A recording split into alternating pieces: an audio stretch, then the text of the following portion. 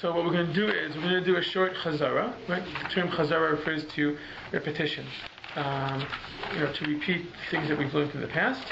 And the truth is, just it's good to know that traditionally Chazara is considered to be part of the learning, because the first time you learn it, you just kind of figuring it out. And when you do Chazara on it, you start seeing the whole picture. It's like with a puzzle. When you start putting together the puzzle, okay, you put one piece. But once you've finished, you got to take a step back from it and say, okay, this is the whole picture. And look at it from this direction. No, this is the whole picture. No, this is the whole picture. And you should look at it. Have to be. Right now, we're still piecing it together. So we're in Daf Kaftet Amud Bet, Kaftet Amud Aleph. So what we should have in front of us is this. Okay, our flow chart. Right? Everyone have this? Hopefully we have it filled out. Right, Ivan, so what did we do? We did all the way, we did the... Oh no, I did it up to the Raya. What? We did it up until, or including the Raya or not? I think so. Okay, you know what we're going to do now? We're going to, since we're a small group, let's read through the Gemara, and let's have someone, you know what, how would everyone take a look on their own for 3-4 minutes. Mm-hmm. Look at it, try to reorient ourselves. Okay, instead of me coming in, I don't want to run through it myself, because I know that I know how to do it. Okay, look at it, reorient ourselves. What I will do before each one does it on their own, let's look at the flow chart and remind ourselves of the basic big picture structure. David, you with us? You found it? Mm-hmm. Yeah. Okay. So remember we have what? You just put the lines across so that it's the same flow chart. David. No, I have a different flow chart. Here, take. You have another one? Yeah, I have a ton. Okay. Actually, wanted to give me What? I'll also my pen. Okay.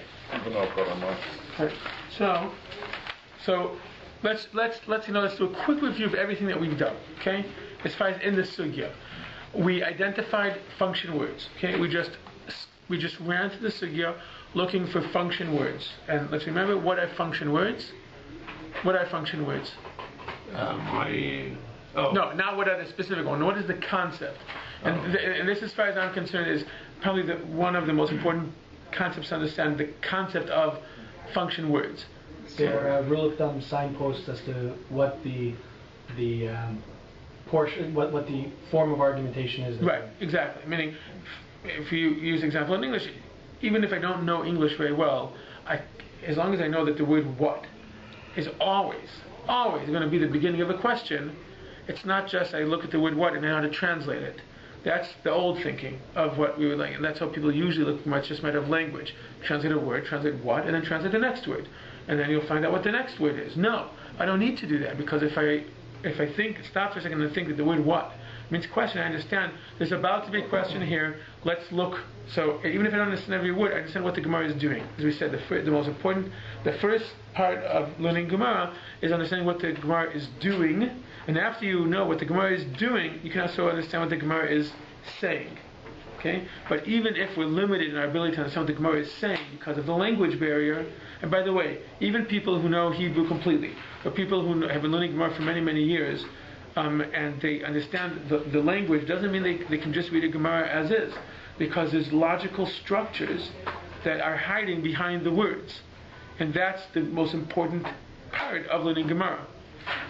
So that's what we did. The first thing we did is we read our section of Gemara and we identified function words. At this stage, we're just, I told you guys what the function words are, but with time you'll learn.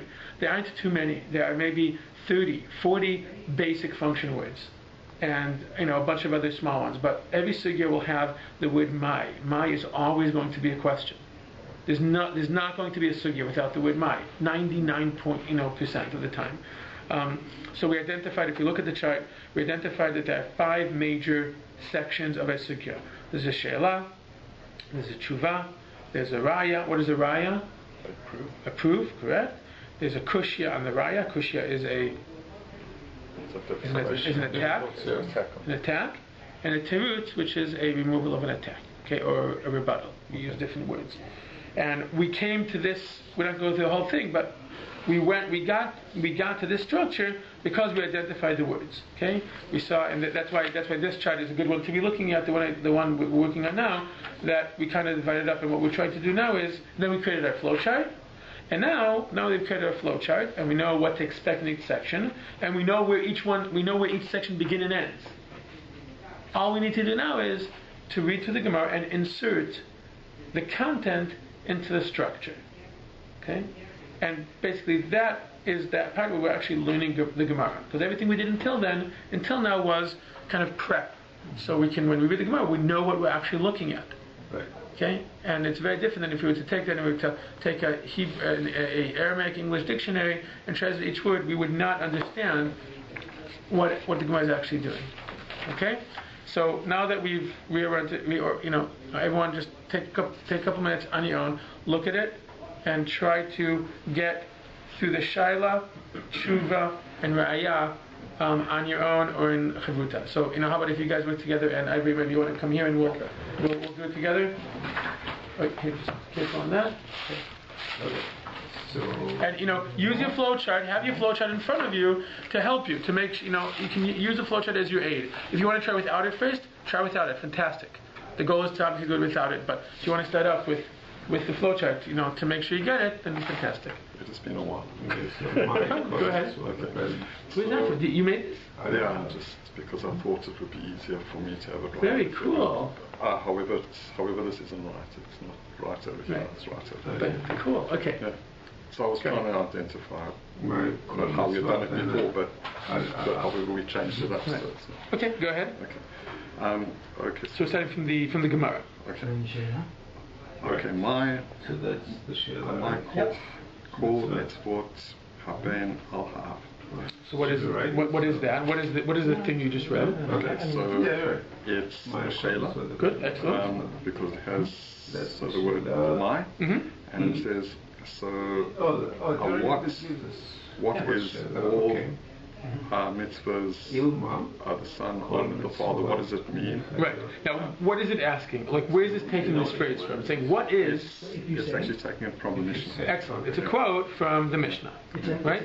Yes. It's a quote from here, because remember, the Gemara is discussing what's in the Mishnah. What the Mishnah is trying to understand and dissect the Mishnah. So it's saying, this phrase you used, what is it? Yes, what does it mean, basically? Yeah. Okay.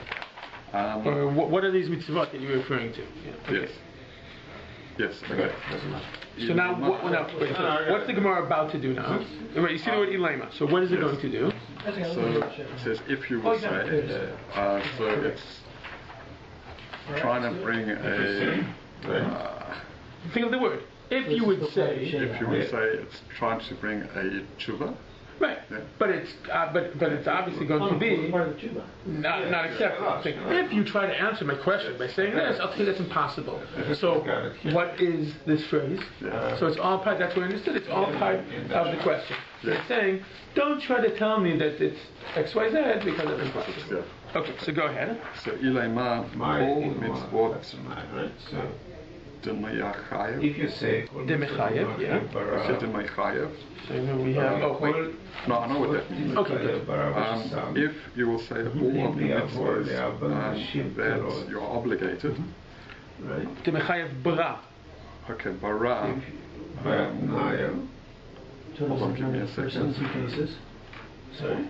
The first of two cases? Bara two is cases. to create. That's in Hebrew. Children's obligation. It's bara. Bara. Bara is son. Oh, bara. Okay, bara. Okay, so in other words, if you will say that all of the commands that a son is obligated. Good. Lemebad le'aba. To do for his father. Good. So if you were to say that what this phrase means is all the mitzvahs that the son needs to do to his father, then what? Then Nashim, Torot, and women are doesn't it say exempt. That also came from the Ish. Right. That also came from the Right, yeah. Here, if you look at the Mishnah. Kol mitzvot haben ala av, anashim chavim nashim p'turot. So if you tell me that it is all the mitzvahs the son needs to do to his father, and that women are exempt from mitzvahs that they need to do to their parents, okay. If that's what you're going to try to answer, then I'm going to tell you something not. Vehatanya. Avahatanya. So it's taught in the Baraita. Ish ainli ella ish. Good. Ish Okay, is a so quote. Yes. Okay. So a man. This is a quote from a verse. Yeah. Okay. Ainli ella ish. It is not. Wrote down exactly what that was. It is not What it says. but a man. Right. You're only telling me about a man. Okay. Okay. Oh, I see. Okay, you're only telling me about a man. Isha minayin. So a woman from. From where? Meaning, from where do I know that it applies also to a woman? Oh, okay. So hold on. Ish. There's a quote. Put in quotation marks. Ish is in quotation marks. Okay. This is a really confusing sentence. Okay. So the first ish should be in quotation marks. It's a quote from a pasuk. Okay. Ish. Okay. Now, which verse is it talking about? Look one line down. Ish imo va'aviv tirau. Okay. So the pasuk starts off by saying ish, meaning male. Yeah. So if I put quotes around that, that is a quote from a pasuk. Yes, it is. Only the first word. Yes. Okay. So ish. Ella. Ela ish. Okay. You've only told me about a man. Isha, from where do we know? From where do we know? The Bible says, from where do I know that a woman, that this applies to a woman also, that also a woman needs to respect her parents? Yeah. Continue. Kasher hu omer. So ish. So first is just ish. When he says, Ish imo ve'aviv tirau. Ish, a man and his mother and a man, his mother and his father. Oh, I see. A Mother and his father. Mother and his father. Tirau b'shofir. Tirau. Yes. You plural. Yes. So, but you're talking just a man. But so it's why? also a woman. So why are you talking to the plural if you start with the sentence within the singular? Yes. Obviously, you're trying to say it's not just a male; it's both male and female have to respect their parents. So then that brings an argument against what we've just said. Right. So obviously, when the Mishnah says that all the mitzvot of the son, all the mitzvot of the son and the father, women are exempt, cannot possibly be talking about obligations of children towards their parents. Yes. Because I just showed you a braita that teaches you that men and women are both equally obligated to respect their parents. Yes. Okay, that's a mitzvah that a child needs to do to the parents. Yes. So when they say ish, it's really ish and isha. Right. And how do we know? And the Braita teaches us by saying, oh, you would think it's only a man, singular, but the verse explicitly says plural. So it's not talking only about a man, it's talking about a man and a woman. So don't even think of telling me that what that phrase means is all the mitzvot that a child needs to do to his parents. Because women can possibly be exempt from that kind. And now we have we're back to our original question, so what does the phrase mean? Yeah. Okay. Okay? And that's all of this. Yes. That's this. Yes. And how do you know? Because you know each section where it begins, where it ends, and then you have to decipher only a small piece. Yeah. Okay. Okay? Hare kan. No, you did that right. Hare kan shnayim. Yes, hare kan shnayim. Stop. Right. The next stage starts with what? What is the next start? What does the next stage start? Okay. Right? So now, what's going to be happening? Look at our chart. Okay. Look at our chart. What's going to be the next stage? We finished that question. Tshuva. Tshuva to what? So the question is. Answer to the original question. Which was? Whether we have sort of eliminated the one. Right. So now we're going to answer. What does this phrase mean? What mitzvah does it refer to? Okay. Okay. Good. Amar Rabbi Yehuda. Kol mitzvot. Sorry. Amar Rabbi Yehuda said Rabbi Yehuda. Haki Kamar. So he meant to say, Kol mitzvot apein hamot lot al ha'av. No, continue. Kol mitzvot apein mutalot al ha'av la'asot lebno. Libno. Okay. All of the commandments of the son means that he brings on his father. to do to his son. Yes. So that's what the father must do for his son. Yes. The unity towards your son. Okay. Yeah, that's not lost. What does that really mean? Is that does that come from, like for example, Nasilat Yadayim? Yeah, meaning because what we do with the time, we toss. Yeah. Right? Water on our hand. So mutalot is that are upon the father to do towards his son. That is upon from like above. It is upon you from above. It is upon you to do to your son.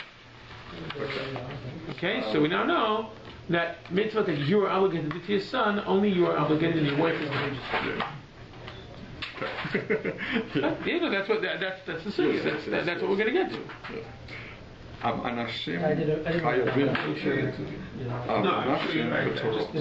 Okay, good. Now we have our answer. The men are obligated.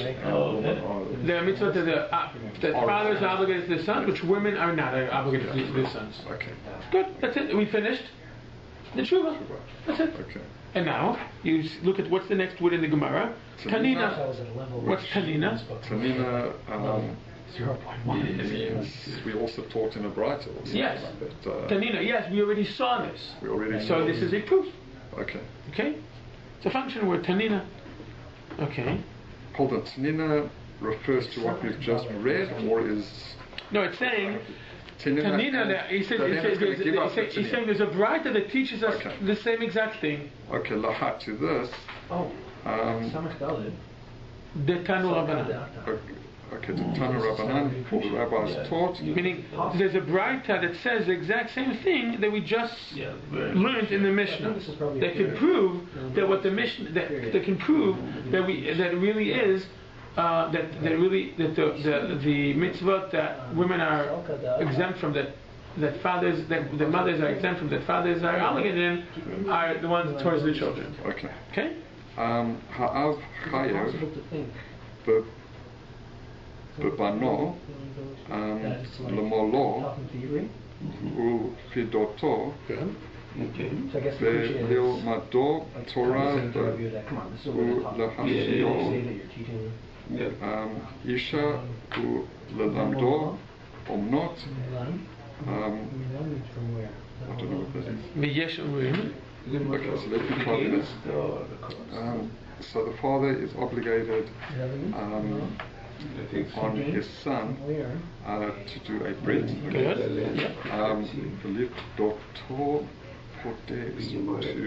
I see to actually redeem him. Right, Pidyon Haben, yes, good. Pidyon Haben. Did you do that? Oh no, you're Levi. Yeah. You didn't do that? No, I didn't do that. Right, okay. And to learn Torah, or to actually teach him Teach Torah. his son Torah, good. And to actually marry him. Yeah, to marry him off. Yes, to actually marry him off to an Isha. Good. Ve'lilmado, and to teach him. Is this how to swim again? No, this is a trade, a profession, a trade. Okay. And there are those who say also Lahasito B'mayim, to swim in water. Yeah. Okay, so those are what he's obligated to do based on this Tanina. And again, we see that the phrasing of this Tanina is Ha'av. The father is obligated towards his son to give him a bris. The father is obligated to do pidyon. It says specifically the father. That's exactly how it fits into our, our 6 function words. Okay. Well, he's saying. Okay, Rabbi Yehuda Omer, so Rabbi Yehuda says, Kol she'eno melamed et bano omnot melamdo listut. Listut. Listut. So usually so all that after SHIUR. So if he doesn't teach his son a trade, he actually teaches him to be a thief. Correct. So what's now. But what is the kushya? Well, okay, we're actually all of us, I think, have the exact same point. You're looking for the kushya, the side kushya. Yeah. We're kind of doubling back, and so we got to the Imala Abraham and Yitzchak. Oh, he continued. Trying to figure out how that fits, how the the last few things fit into our framework with the different function words. Okay, so you're ahead of us, which is fine. So we can work together. No, fine. If you can continue, continue. I thought we were exact same points. I said we might as well do it together. Okay. But go ahead, continue. And we're about to finish this section, and then I'll double back and see that we all understood it correctly, and then we'll continue. Okay. Okay. So if he doesn't teach him a trade, he actually teaches them to be a thief. How do we Right. Now, Sakadatach we have marked down here as. Okay, to come up to your mind. We have this marked down as a kushya. Kushya. This is where we reached up until last time. It says Listut Sakadatach. Okay. So in other words, do you really think it teaches him to be a thief? You think if I don't teach you trade, you actually mean literally that I'm teaching him how to be a thief? Yeah. It's a kushya. So saying that doesn't make sense. Really, that's ridiculous. Yes. Right? That's the kushya. Saying, do you actually think that if I don't teach my son trade, I taught him how to steal? Yeah. That's the kushya. Yeah, I see that. Doesn't make any sense. That's ridiculous. Okay? Literally, right? Ella. Okay, Ella, rather. Right? That's a terrorist. Yes. Right? Rather, think of the word. Rather. Oh no, I didn't really mean it. Yes. What did I actually mean? Rather. Yeah. Go ahead. Rather. Ki'ilu malamdo listu. Ki'ilu. It's as if I'm teaching him. Why is it as if? What would be the logic? Why is it as if? Why if I don't teach my son to trade, it's as if I taught him how to steal? Because if you haven't taught him how to make a living, what else is going to be available to him? These things are going to come up that is going to maybe entice him to. Right, meaning what are his options? If he doesn't have a trade, what are his options? Yeah. Rashi goes and explains his only option is going to be to stand at the crossing roads and steal from people, because what else? He doesn't know how to do anything. He doesn't know how to do anything. And that's it, and that's the sugya. So that's the tirus. Right. Okay, so you guys feel comfortable with it up to now, like this whole section? Mm-hmm. Okay. So what's important is, now that we've kind of pieced it together, is, I know it's very tempting to continue on. What I would say that we should try to do is because there's a lot in here when you understood the flow, but there's just a second. It's important to be able to become comfortable with reading it also, and that so now we're able to piece it together. But let's try. Again, and then we'll continue. Okay, we will. I believe we will be able to continue a little bit to the next small portion, but to feel what it's like to read it from beginning to end, and be able to follow the whole logic, without translating it, without stopping to think about it, until you can actually read the whole thing from beginning to end, and in your own mind understand the different stages. Okay. So, who wants to take the first shot at it? Alex, do you want to go ahead? My name does start with an A. What? A-B-I. Okay, there you go. Y. I got to go left. Either way. Y-R-S. I got to go left either way. You know what? How about I go first? Okay? Because part of it is to get the feel for it. When you hear people learning Gemara, you see that you don't necessarily have to read it the exact same way, but you want to make sure that you understand it well enough that it flows. Okay? Because this one, as if you guys remember in the 5 stages, I don't remember which page you have, the 5 different stages of learning a sugya. So we've reached now the fourth stage, which is to insert the content into the sugya, and you have an idea of, you understand completely what the Gemara is doing and what it's saying, and how it's saying. How did it get to each stage? Okay, we know that now already. The next stage is what I call second level thinking, which is, okay, we understand what it's saying, but now we dig into why is it saying this? It could have said something different. What was the logic behind it? For instance, I'll give you a good example, which we could discuss. We're not going to discuss it right now. Meaning, why did the Gemara feel the need to come and say, don't answer this? Why do you feel a need to even bring up the option and then knock it down? Come and say, here's an answer.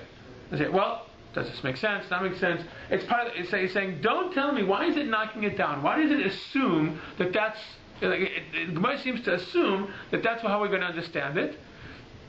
And therefore, once before we even get a chance to think it, say it's wrong. Why does the Gemara assume that we would say that? And if the Gemara assumed that we were going to think that, why was the Mishnah phrased in such a way that our intuitive understanding would be wrong? I'll give you, here's something crazy.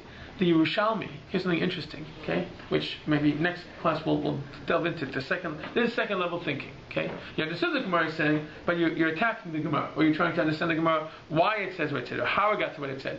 The Yerushalmi, okay? Which is I think we talked a little bit about the fact that there's a parallel Gemara to the whole Bavli. This whole thing, the Bavli was written in Babel. Parallel to that, more or less at the same time, the Mishnah is being discussed by the rabbis who were living in Israel at the time, and that's the Jerusalem Talmud. And it's parallel. And there are many sugyot that are very, very, because it's all in the same Mishnahs. And the oral law that they had was similar, at least until that point.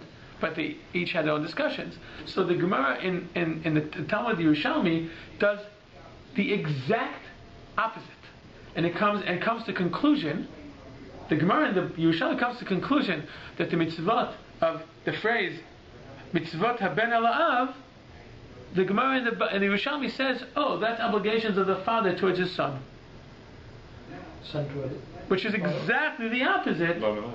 Excuse me, I'm sorry. The Yerushalmi, thank you. The Yerushalmi comes and says, this phrase, what is this phrase? It does the exact same thing, but the opposite. What is this phrase? Oh, this phrase is all the obligations of a child towards his father. So what's the proof they use for that? What? You know what? Maybe we'll take a look at it. I'll bring it. We'll take a look at it. They come to the same conclusion about the mitzvot, but they learn it in opposite ways. As far as the actual phrasing, they say the exact opposite. Which is maybe why the Gemara over here comes and says, don't tell me it's this. Because it knows that there is a valid argument to say that it is. How do we know it's a valid argument? Because the parallel Sugya in the Yerushalmi says exactly that. You have an entire Sugya trying to convince us it's not that, when the Yerushalmi says that it is exactly that.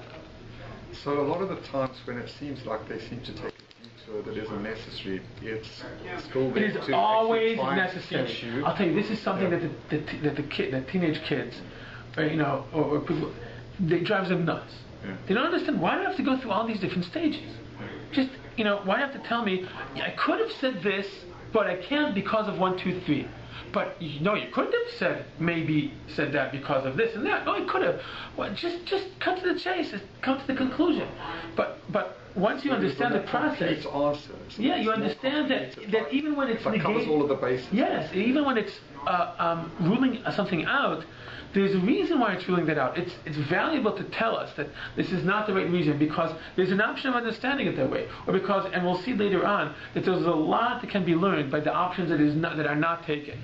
The Gemara will a lot of times, all the time, meaning because the process itself, the legal disputation that goes, that goes through the process, there's a ton that can be learned from it, that refines our understanding or teaches us completely other things.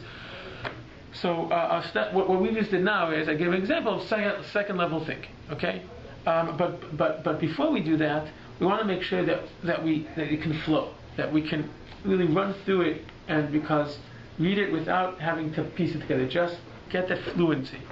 So I guess Alex thought that if he makes believe he has a phone call, then we'll skip it. Believe me, I work with teenagers. I know all the tricks. Okay. You want to go ahead and take a shot at it? Yeah, sure. Okay. So my requirements what and then we're trying to do this without explaining. You're doing it in your head. You're just trying to get from the beginning to the end. Okay. And go ahead. Sorry. Go ahead from the beginning. Okay. So my requirements were that the. Oh, okay. We're trying to just to read it. Let's see if we can do it. Let's try. Oh, okay. Just to read it and stopping in the right place to make sure in your own mind you can actually go through it from beginning to end. Wait, no. Go back to the beginning. We stopped. Try to do the whole thing. My requirements were Elima kol mitzvot dimichayev bara miavat leaba. Nashim terot. Ve'naya ish. Ve'hatanya. Ve'tanya ish. Good. Ele ish. אישה מניין, כשהוא אומר איש אמו ואביו תראו, הרי כאן שניים אומר הרי כאן שניים? אומר רבי יהודה הכי כמה כל מצוות הבן המטלות על האב לעשות לבנו אנשים חייבים ונשים פטורות. תנינה לה תנו רבנן האב חייב בבנו למדתו ללמדו תורה להסיעו אישה וללמדו אומנות. ויש אומרים אף לסתו במים. אוקיי. רבי יהודה אומר כל שאינו מלמד את בנו אומנות מלמדו לסתות ולסתות. לסתות שר כדעתך? לסתות שר כדעתך? אלה כאילו מלמדו לסתות. Excellent. Did you follow it? As you were reading it, you understood what each stage is? No. It's confusing. Because why do I think there's tremendous value in it? Because if you continue reading it and translating it, it's because you're taking the puzzle piece and say, okay, have a piece. And then you're looking at this piece. And then you're looking at this piece. There's tremendous value in trying to come and say, see, can I actually look at it as a full picture? Mm-hmm. It's hard. Do you want to take a shot at it? If someone feels self-conscious, don't. Okay? Tag me in. I'll do it for you. But take a shot at it. Okay? Go ahead. I could ask one thing. Wait just a second, yeah? I've always seen it come at the beginning of a sentence. Does it normally come at the beginning or after? No, it can come. Matter. No, it doesn't matter. Okay. Right. Go ahead. My kol mitzvot ben al av. Elima kol mitzvot mechayev bara meibud le'aba nashim turot. והתניא איש אין לי אלא איש אישה מניין כשהוא אומר איש אמו ואביו תיראו הרי כאן שניים אמר רבי יהודה הכי כמר כל מצוות הבן המוטלות על האב לעשות לבנו אנשים חייבים ונשים פטורות תנינה לה תנו רבנן האב חייב בבנו למולו ולפדותו וללמדו תורה ולהסיעו אישה וללמדו אומנות ויש אומרים אף להשיטו במים. רבי יהודה אומר כל שאינו מלמד את בנו אומנות מלמדו לסתות סל כדעתך אלא כאילו מלמדו לסתות. Great. Did you feel that you followed the stage, that you understood what you were reading, not only words, you understood? You followed the sequence? Yeah. Okay. I mean, it helped that we just sort of did it a couple times, including poor Alex's first go at it. But yeah, the more we do it, the fine. But you see how it's like if you were to read it now 2 or 3 more times, just do stuff like this, you'd see each time it's like I get it more, I can follow it through, and it's like each time it's like it's like a picture. Okay, first you took each piece, and now I have all the pieces, but I can still see the creases or the fractures, but suddenly it's a full picture. Okay, go ahead. You want to give it a shot? Yes. No. Okay, good. Okay, my kol mitzvot haben al ha'av. Ilema kol mitzvot d'machayav abara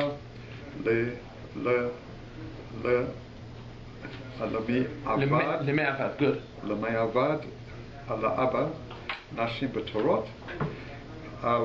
Hatanya ish ein li ela ish isha menayin כשהוא אומר איש אמו ואביו תיראו הרי כאן שניים אמר רב יהודה הכי כמה כל הכל מצוות הבן מוטלות על האב לעשות לבנו, אנשים חייבים ונשים פטורות. תנינה לה.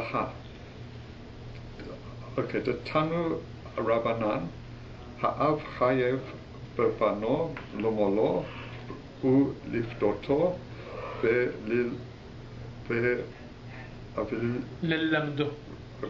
וללמדו תורה ולהשיאו אישה וללמדו אומנות. ויש אומרים אף להשתו במים. רבי יהודה אומר, כל שאינו מלמד את בנו אומנות מלמדו לשתות. לשתות סלקתתך, אלא כאילו מלמדו לשתות. Listot. Okay. You can also hear, like, if you think, I'm sure you feel like when you're listening to it, like, oh, you can already tell, like, oh, there's a little mistake here, or you're like, oh, no, stop, or So it's also when you hear someone reading, eventually, if you now to hear someone reading it, and you suddenly get to this sentence, that really hard sentence, Vehatanya. Ish enli ela ish enli. You're like, no. If you just read that, if you heard someone reading it and saying ish enli ela ish isha, you're like, no. You obviously have no understanding what this sentence is saying, right?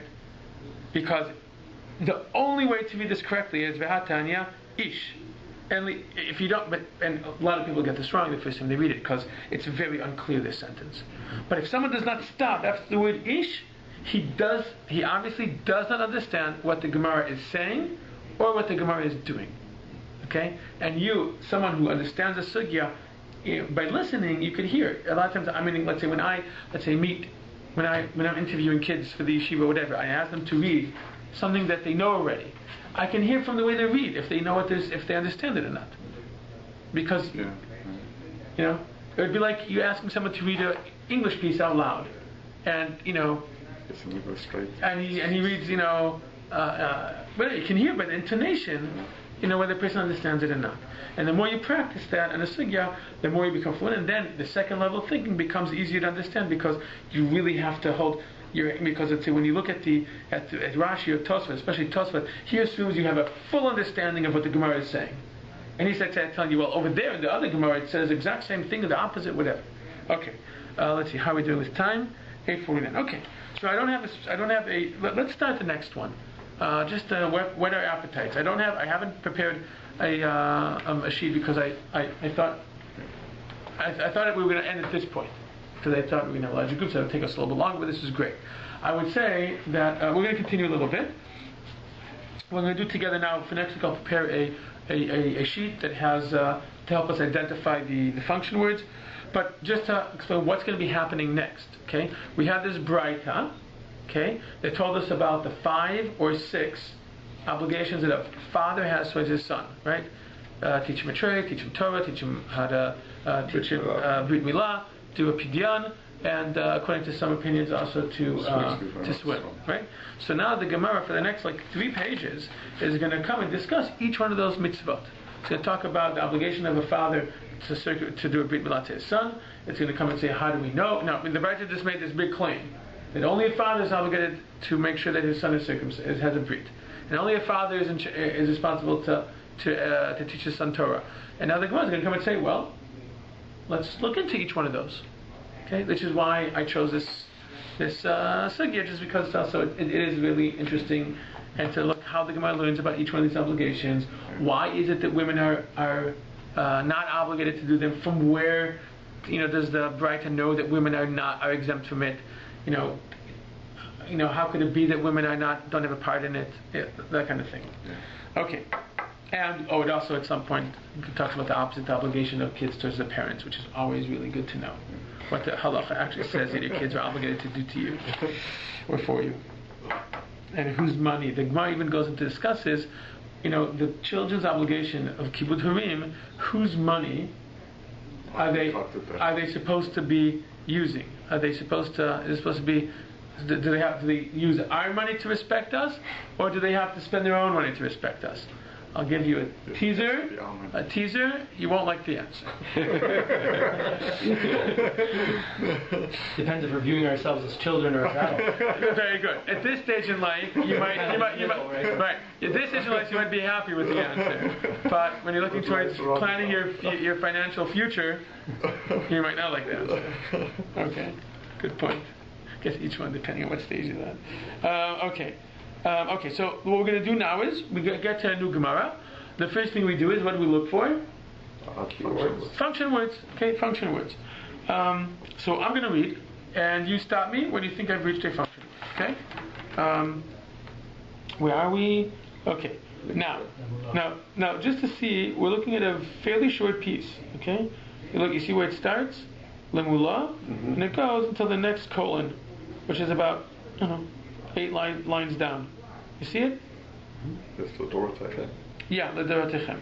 We did this actually once, not inside, when we were like the first 2 lessons when we were learning about the different kind of sources. Okay. Lemulo menalan. Stop. Right. That is obviously a key. So if you have a pen or a pencil or again, next week I'll have a sheet that we can use. But if you're doing the Gemara, fantastic. I'm going to do it in my Gemara as well. So this is our Sheila? Yes. Do you know Yes. Okay. Just a second. Where are we? Right. So, okay. Dichtiv. Okay, also stop. Yeah. What stage is this? I think this is What? This is a raya. It is a raya. Very good. How do you know that? David, you'll see one of the things over there is, if you look where it says De'amar, Dechtiv, Detanya, the letter Dalet before any of these means as is written or as is said or as was recited. So as, the word as, okay, is a proof. Okay? So we have Menalan. So it's a very short question, right? It's a tiny question. From where do you know this? That's it. Menalan. How do you know? Where do you know this from? Right? Dichtiv vayamol Abraham et Yitzchak beno vehecha delo mahalei avua mechayve beidina lemimhelei dichtiv. Again, right? Another. What is that? You know what? Right now we're not doing it. Right now we're just identifying. Sometimes it'll be really easy, okay, to know what they are, but sometimes it isn't. Like in our last one, where we really weren't sure if it was a question and answer. Okay, so we have menalan, we have dichtiv, and we have another dichtiv. Okay. Also the hecha and where. Wouldn't that be something as well? Well, let's think about the word and where. But it's not a question. Yeah. It's saying and where. It's just a sentence. Okay. Sometimes afterwards we'll see, okay? Because look, so let's look at the stages we have so far, okay? We have a question, we have a proof, and another proof. Does that make sense? Does that sequence make sense? No. No. Why not? Because there has to be something between that. What am I proving the second time? Yeah, there wouldn't Meaning, be two proofs. why would there not be two proofs? Why can't you say, well, you want to bring a lot of proofs? Why can't you say, well, maybe there are two proofs? Because then it means the first proof wasn't good enough. And if the first proof wasn't good enough, what would there be? Yes, so then There would be an attack. If the first proof is not good enough, then there would be something in the middle saying it's not good enough. And then, okay, I'll give you a different proof. But we didn't find one, so we're missing something. Yeah. Okay, but we're not there yet. Meaning, this is what we do. So obviously, we missed something. So, okay, it's not hard to find where the sentence is, but we have to try to identify what it is. Okay, but we're not there yet. We're just right now running through. Okay, that's what we do. The first thing you do is we identify function words, and then we try to build a logical sequence. Okay. If the sequence makes sense, then we try to actually read the Sugya. If it doesn't make sense, go back and see what you missed. What in the sequence doesn't make sense. So we already see now we have a hole. There's always going to be a hole because not everything is covered by the function words. Yeah. Okay, let's continue. Tichtiv himo lachem kol zachar vehecha delo mahalei beidina mechayav ihu lemimhal nafshei tichtiv. Okay. Right? So we know already. We've seen this already before. And again, there's a third proof. So again, obviously we've missed something. Right? That's fine. Dichtiv ve'arel zachar asher lo yimoled besar orlato v'nichreta Ihi menalan. There you go, menalan. So you see, it's exactly the same structure. Once you know how to identify structures, it becomes quite easy. A lot easier than people think. Okay? Okay. Ihi menalan de lo mechayva. Dichtiv. There you go.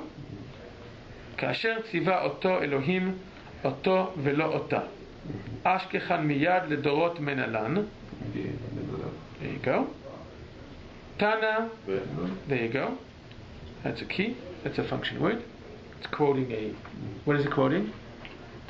Mishnah. A Braita, right? Meaning similar. Tanaic source. Tana dever Rabbi Ishmael. כל מקום שנאמר צו אינו אלא זירוז מיד ולדורות. זירוז דכתיב. There you go. וצו את יהושע וחזקהו ואמצהו. מיד ולדורות דכתיב. There you go. מן היום אשר ציווה השם והלאה לדורותיכם. That's it. We've just outlined the Sugya. So you know what? Let's here pick that up. I don't know if you could put it over here maybe. I don't know if it's going to work. It's not going to get a focus. Whoops. Whatever. Okay. So if we already did this, because we're running through it, so that's fantastic. This is a really easy structure. Really, really easy. Oh, whoops. Really, really easy structure. Okay, so just read out for me what the function words are that we identified.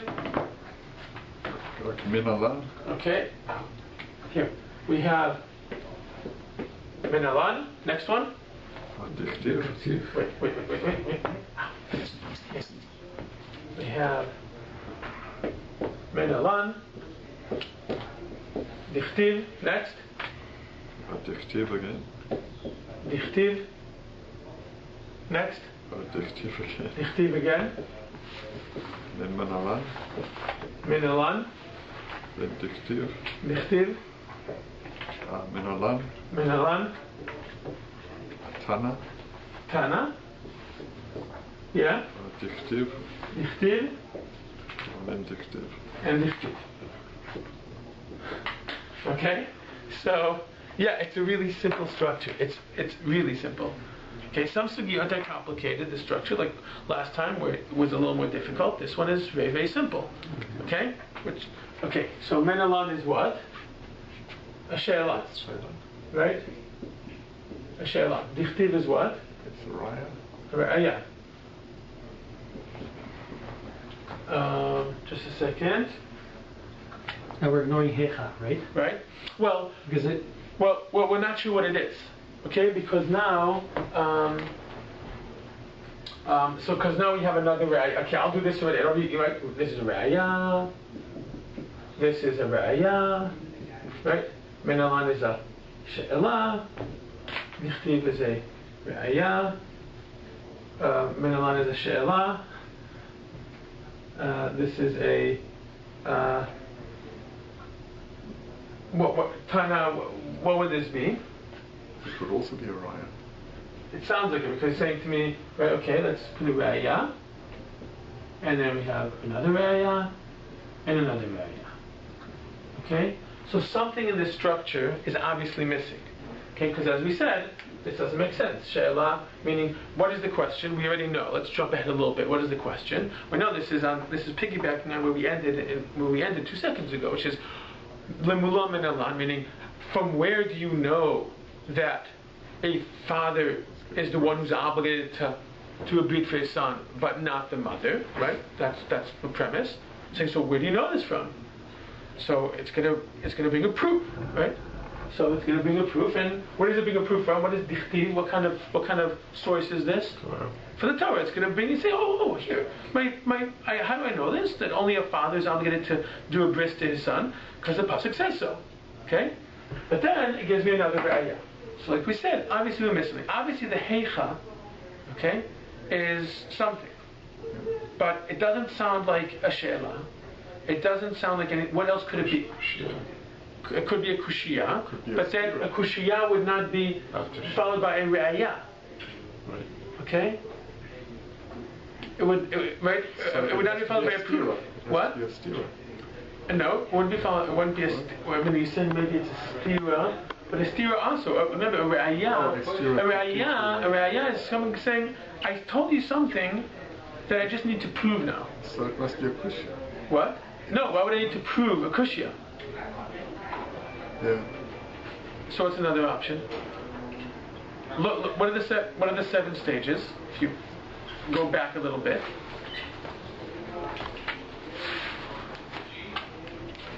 Again, it's not a shoot. What? It could be a stira. But why would a stira be followed by a proof? Maybe it's a tirus. Could it be? But how would there be a teretz if there was no a teretz only comes after a kushya? We don't have a kushya. Could it be a continuation of the she'ela? So a continuation of the she'ela. Not really. You say, well, but I gave, well, maybe, but I gave, like, it sounds like I gave, like, again, I know it's hard to do this because we don't know what it's actually saying, but you've given all the options except one, which is the right one. A memra, yeah. But I mean, isn't that something that comes right at the beginning? Not always. Because when I give you a raya, if you're happy with my raya, then you could move on to the next piece. Meaning it's still within the topic. Oh, I see what you mean. So it's just going on to a new... I asked a question. Something where do you know this from? I know this from this pasuk. Yeah. Okay. Yeah. Yeah, so then they're making another statement. Yeah. Proving it. Making another statement. Exactly. It's staying within the topic. It's all. That's what it's doing. Yeah. So that means, now again, there's no function word for it. There isn't. But you look at this and you realize, this doesn't make sense. Now again, it's not bulletproof. These things are not bulletproof. But as you go along, you kind of pick it up and you realize what would make sense, what you should be expecting, what structures, and at some point there isn't an infinite amount of logical structures.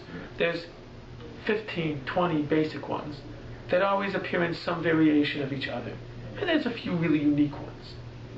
Now, it's not to count. I wouldn't say, okay, here I'm going to give you some structural logic, things to just memorize and blank. But I'm saying, but this kind of thing, when you see this kind of thing in the future, you'll immediately recognize it, and you realize that it's a really simple sugya.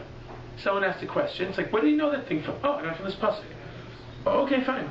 And and then someone's going to say, well, and here's another case, and here's my proof for it, and here's another case, and here's my proof for it. It's just a list of cases, but they're all within the Brit Milah, of a father doing a Brit Milah to his son. Yeah? So I have a question. I'm sorry if I'm taking this back a little bit, but there's 3 different possibilities for this. So when we're saying like Lemolam Menalan, is the question, how do we know it's the father's responsibility is X, Y, or Z? Is the question, how do we know it's the father's as opposed to the mother's? Or option 3, how do we know, and maybe the answer that we're going to hear is the answer to both? And I'm assuming that depending on how exactly the question is phrased, we'll know which of those 3. You're 100% correct. Meaning, just looking at the phrase "Lemulam and Elan," you would not know. You are 100% correct that at this stage, all those options are completely open. Just based on the phrase "Lemulam and Elan" means to do a brit milah for him, but it is obviously in context of the Braita. Because all it says is, from where do you know about circumcision? Well, what are you talking about? Well, this is obviously referring to where we just finished off.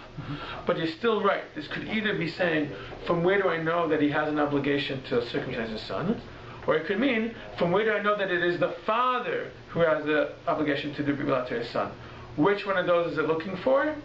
Is it looking for in general the chiyuv, or is it looking for the fathers as opposed to the mothers? That we'll only know once we see inside. Okay? So this phrasing does not necessarily tell us which not yet. On its own. own. See later on what comes out. Yes. Okay? Meaning you'll see your question, the Gemara completely has what you're saying in mind. And therefore it will go through 2 seconds. I'll give you kind of like a snapshot. What's going to happen? It's going to go through both those stages. It's going to come and say, here's the pasuk, and it's going to say, okay, but how do I know that she's not obligated? Okay, it's not going to assume, so it's going to go through that exact thing. Okay, so we have a she'ela and a re'ayah, and then obviously we're missing something here. Okay, and then we have another re'ayah, which means that obviously what? We're missing something here. and then we have a she'ela, okay, and a re'aya, which makes sense. She'ela, re'aya, and then we have proof. So again, what is obviously the case? What's obviously going here? There's obviously something missing here, and obviously something missing here. So if we had the time, we would go back and say, hey, let's see, what's missing? We would find that in all of them, the phrase vehecha appears. Okay? Okay, now, I'll tell you now, what vehecha means is, basically, and where this and this happens, this would be the case, this would be the verdict, and here's the proof. Okay? But through what we've learned so far, you wouldn't know that, because it's not a function to it, it's just a sentence. Okay? And in a place where this happens, this would be the case, and this is my proof. But we now know where exactly to look, and it's a really, really simple. The structure of the sugya is super simple.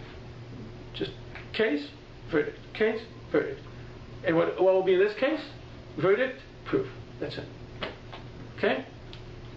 But the topic itself is really significant. It's the one that, this is the source from which we establish the halacha, which is the actual halacha, that it is only a father's obligation, responsibility to make sure that his son has a brit milah, and the mother does not have the obligation.